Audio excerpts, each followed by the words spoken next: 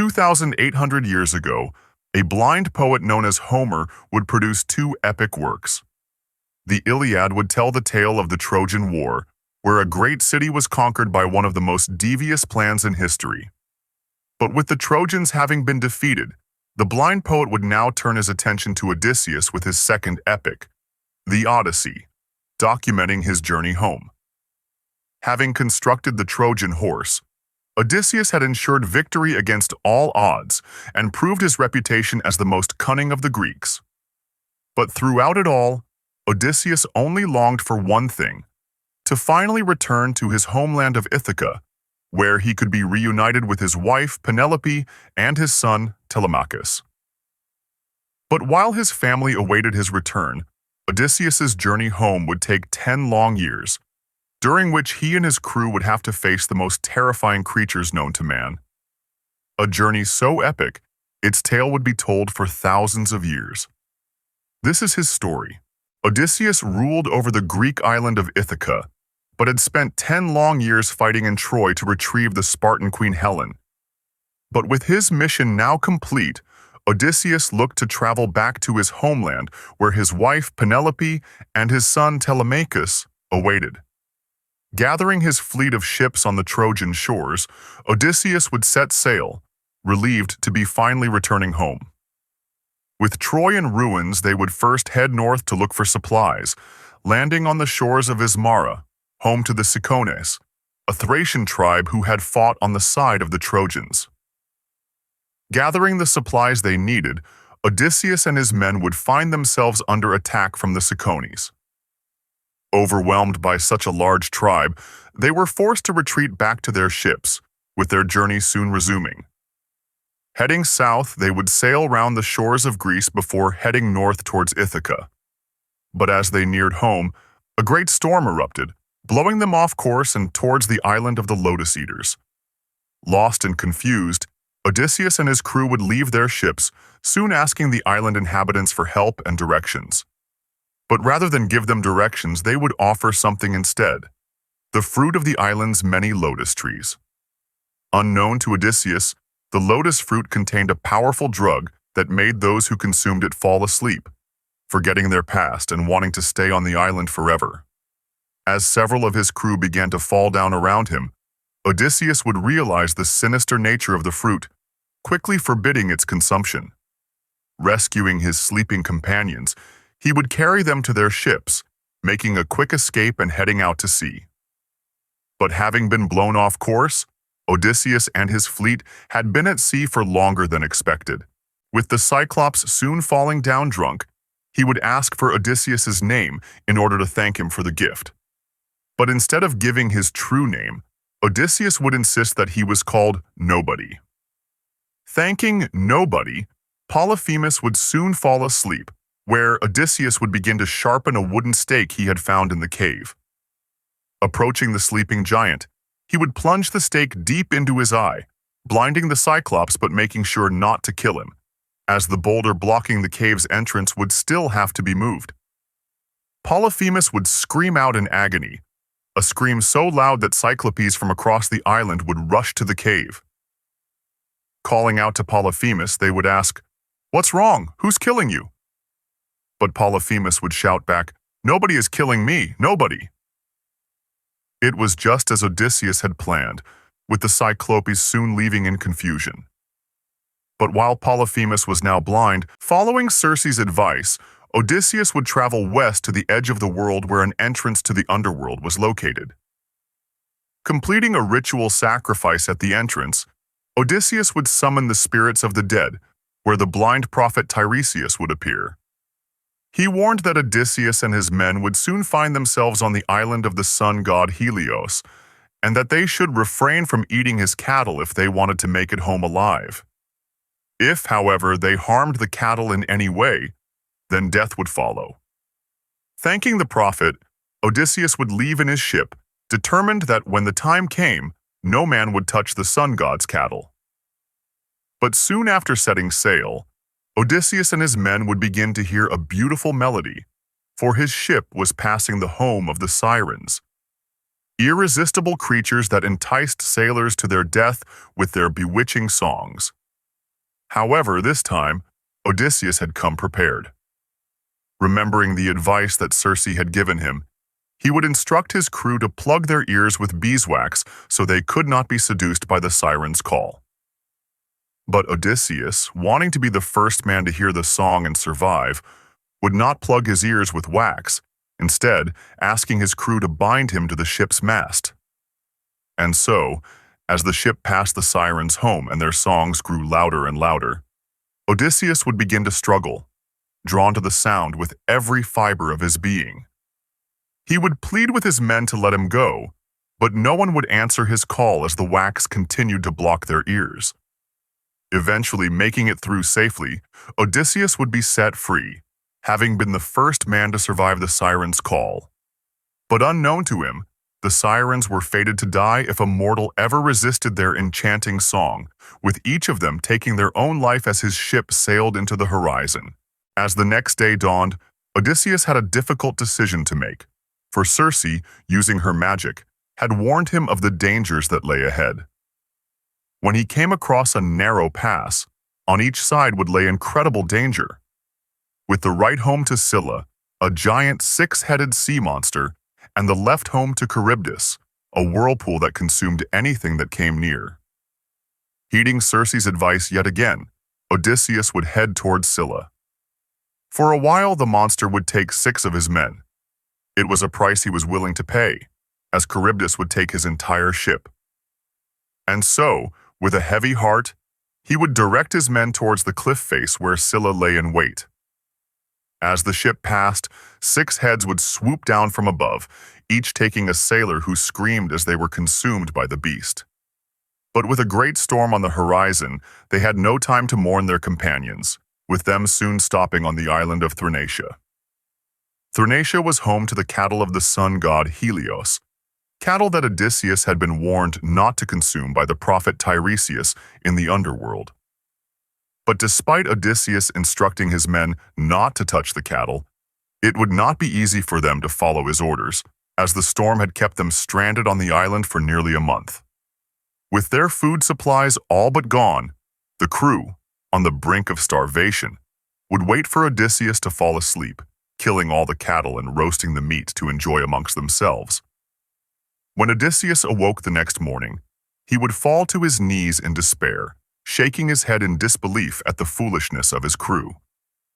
However, although the crew had ignored his orders, the storm had now calmed, with them setting off to sea once again. But their crime had not gone unnoticed, with the sun god Helios complaining to Zeus, the king of the gods, about the slaughter of his cattle. Furious, Zeus would strike Odysseus's ship with a great thunderbolt, tearing it in half with all the crew drowning. For as fate predicted, Poseidon's curse had come to pass, with only Odysseus having survived the carnage. Clinging to the broken remains of his ship for 9 days and nights, he would drift across the vast ocean, but on the 10th day, he would wash up on the island of the goddess Calypso. Upon rescuing Odysseus from the shore, Calypso, the daughter of the Titan Atlas, would fall in love with him, asking if he'd stay on the island with her forever, even offering to make him immortal. But Odysseus, longing to see his wife Penelope and his son Telemachus, would reject her advances, insisting that he wanted to leave. However, Calypso, insulted by his rejection, would keep Odysseus captive on the island for the next 7 years. Being forced to lie with the goddess, Odysseus would spend every night crying on the shore, wishing to see his wife and son once again. But high on Mount Olympus, the goddess Athena, having supported Odysseus since the Trojan War, would look down upon him with sadness in her heart. Until one day, she could not stand by any longer. Begging Zeus to finally allow Odysseus to return home, Athena would make her case, with Zeus ordering Calypso to set him free. Reluctantly, Calypso would agree, helping Odysseus to build a raft to sail home. But as he was nearing his homeland, Poseidon would hear of Odysseus's escape, conjuring a storm to destroy his raft. Barely surviving, Odysseus would manage to swim to the island of Scheria, where he would stumble onto the shore completely naked before falling asleep. The island of Scheria was home to the Phaeacians, ruled by King Alcinous and Queen Arete. The day after Odysseus's arrival, their daughter Nausicaa would go down to the sea with her maids to wash their clothes, only to find Odysseus standing naked on the shore. Shocked by the sight of a naked man, her maids would run away screaming in terror. But Nausicaa, given courage and being prompted by Athena, would stand her ground, giving Odysseus some clothes. Nausicaa would take him back to her palace, where she would introduce him to her parents. Inviting the stranger inside, the king and queen would ask Odysseus to dine with them before enjoying entertainment provided by Demodocus, the poet who was known for his songs inspired by the gods. As the night unfolded, the king would ask Odysseus to reveal his name and story. But Odysseus, reluctant to give his name after it had led to Poseidon's curse, would try to avoid the question, instead talking of the great sights he had seen on his travels. After a great feast, Demodocus would begin to play his beautiful tunes, singing of the gods of Olympus. But soon, the poet's attention would turn to the tale of Troy. He would sing of its many heroes, of Achilles and Agamemnon, and of the famous Odysseus, the maker of the wooden horse and the most cunning of the Greeks. Awed by the tale of the Trojan horse, of how a man so intelligent had managed to outwit the Trojans, the crowd would begin to cheer. But Odysseus, thinking only of the many friends he had lost, would grab his robe and begin to weep, wiping the tears from his eyes. However, the king, hearing Odysseus sobbing, would become suspicious, asking for the man's identity. Overwhelmed that his tale was being told across the land, and mesmerized by the poet's beautiful singing, he would reveal that his name was Odysseus, the famous hero of the Trojan War. But rather than returning home after the conflict, Odysseus would explain that he had been wandering the ocean for 10 long years, with every attempt to reach his homeland having ended in tragedy. Amazed by the story and honored to have such a great hero in their midst, the king and queen would do everything they could to help him. The next morning, Odysseus would awake to find a ship in the harbor loaded with gold and silver and a crew ready to help him return home. Setting sail, Odysseus would thank the king and queen, with his eyes now set firmly upon his homeland. 20 years after leaving home, Odysseus would finally set foot on Ithaca, ready to see his wife and son once again. But Athena, knowing that his homeland was not as he had left it, would warn Odysseus of the dangers that waited in his palace. Transforming him into an old beggar, Athena made sure that Odysseus would enter his home in disguise. For his wife Penelope, having been alone for 20 years, was expected to remarry, with suitors from far and wide coming to win her hand. Over 100 of them now infested Odysseus's palace, eating his food and wearing his clothes. Although throughout it all, Penelope had remained faithful, never giving up hope that her husband would return. Devising a cunning plan to avoid marriage, Penelope had stalled her many suitors for years, weaving a burial garment for Odysseus's father, promising that she would choose a new husband when it was finished. But every night, as the garment neared completion, she would secretly undo all her work. The deception lasted for 3 years before it was uncovered, with her now being forced to choose a suitor.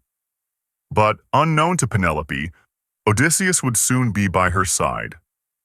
Making his way to the palace, he would first stop at the house of his most loyal servant Eumaeus.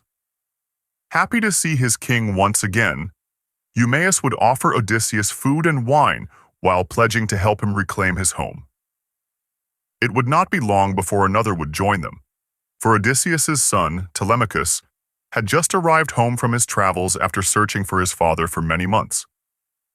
Making his way up to the palace, Telemachus would see Eumaeus dining with a stranger, and, hungry after his long voyage, would ask his friend if he could join for dinner.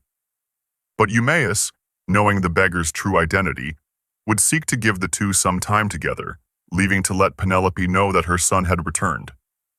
With Eumaeus now gone, Athena would use her magic to transform the old beggar back into Odysseus in all his glory. Telemachus could not believe his eyes and would begin to weep, having been reunited with his father after all this time. Dropping to his knees, Telemachus would embrace his father with open arms. But their reunion would have to wait, as for now, Odysseus would have to deal with the suitors that infested his home. Disguising himself as a beggar once again, Odysseus would enter the palace only to discover that Penelope had set up a competition to choose her next husband. She had declared that she would marry the man who could shoot an arrow through a row of 12 axe heads. With every suitor in the land having joined the competition, there would be one condition, that each suitor must use Odysseus's great bow that had been left behind at the palace. It was another of Penelope's cunning tricks, as one after another, every suitor would take their turn, each unable to even string the bow. After every man had failed, Odysseus, still disguised as a beggar, would ask for an attempt, with the whole palace howling with laughter. But they would soon fall quiet, for Odysseus would string the bow with ease, taking aim and shooting an arrow that sailed through all 12 axes with perfect precision. But having seen the damage done to his home, Odysseus could not forgive the suitors. Turning the bow upon them, Odysseus would begin to fire, striking them down one by one. Panicked, the suitors would go to grab their weapons, but no matter how hard they looked, they could not be found, as Telemachus had hid their weapons while the competition was underway. With Eumaeus then joining Telemachus and Odysseus, they would begin to attack the suitors, not stopping until they had all been killed. With the bodies of the suitors now laying dead at his feet, Odysseus had completed his final task. The only thing left to do was to reunite with his wife, with his undying love for her being the only thing that had fueled his journey home. Recognizing her husband and overwhelmed with emotion, Penelope would embrace Odysseus, a moment she had spent 20 long and faithful years waiting for. Letting out a sigh of relief, Odysseus was finally at peace.